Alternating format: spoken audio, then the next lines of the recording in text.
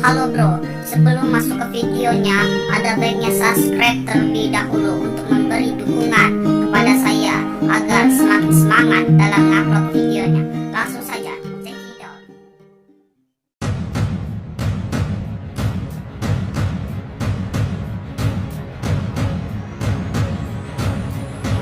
Taruna AAL kibarkan bendera merah putih di Mercusuar Ambalat. Taruna Akademi Angkatan Laut atau AAL tingkat 3 Angkatan ke-68 mengibarkan bendera merah putih di atas bersuara Karang Unarang perairan ambang batas laut atau Ambalat Nunukan Kalimantan Utara pada Senin. Mercusuar tersebut merupakan tanda perbatasan perairan laut antara Indonesia dengan Malaysia.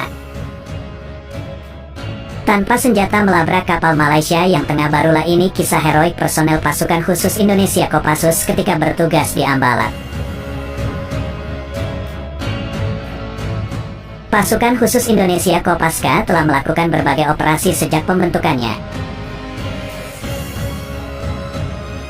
Salah satu tugas yang pernah mereka laksanakan adalah menggambarkan proses pembangunan sekaligus melindungi pekerja RI yang ada di pembangunan bersuara Karang Unarang di Ambalat, di mana Ambalat sendiri menjadi wilayah konflik antara Indonesia dan Malaysia. Setiap kali Indonesia memiliki masalah perbatasan di lautan dengan negara tetangga, Kopaska atau Komando Pasukan Katak menjadi andalan.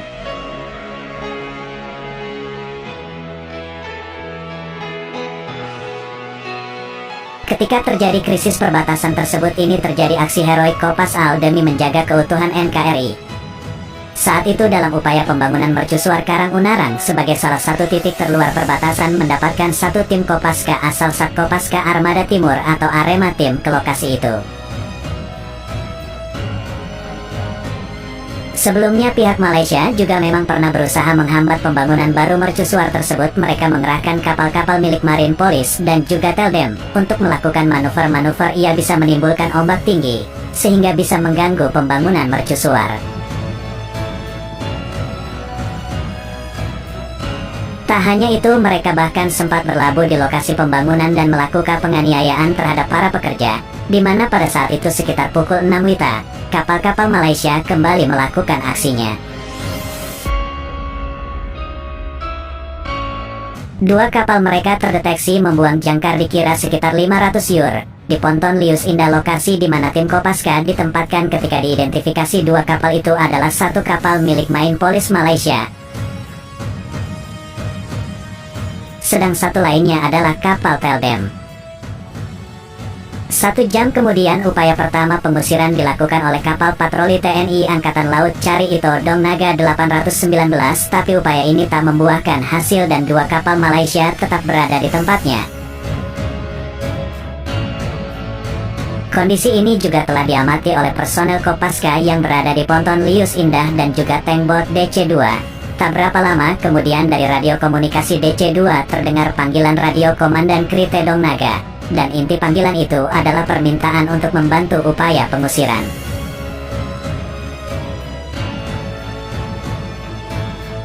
Permintaan tersebut langsung ditanggapi dengan tegas oleh serta Ismail.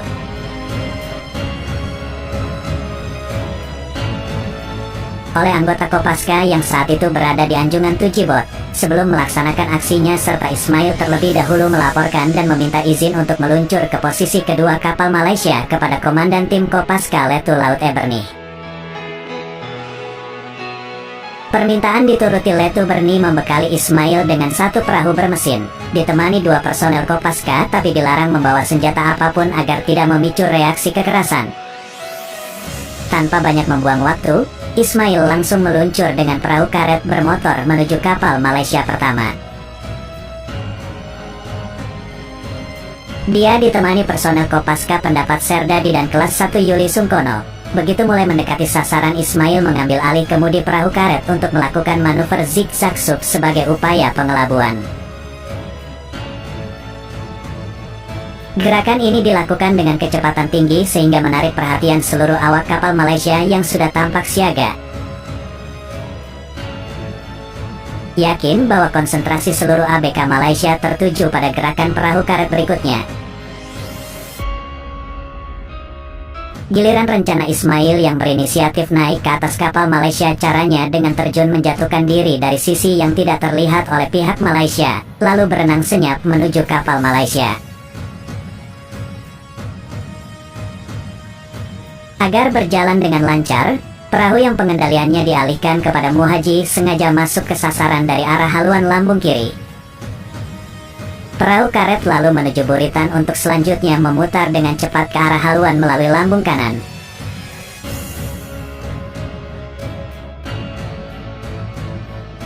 Begitu melewati bagian tangga, kapal Ismail diam-diam seperti siluman laut. Setelah melompat ke atas geladak kapal Malaysia itu, sementara pada saat yang sama perahu karet karena tetap meluncur ke arah haluan dengan cepat. Gerakan itu begitu cepat membuat tak ada satupun APK Malaysia yang menyadari kehadiran Ismail. Di atas kapal tank lepas, Ismail langsung mendobrak pintu samping kapal. Suara keras dari dobrakan pintu membuat salah satu ABK keluar. Dengan suara lantang, dan dengan wajah ketakutan, ABK menunjukkan ruang komandan kapal itu.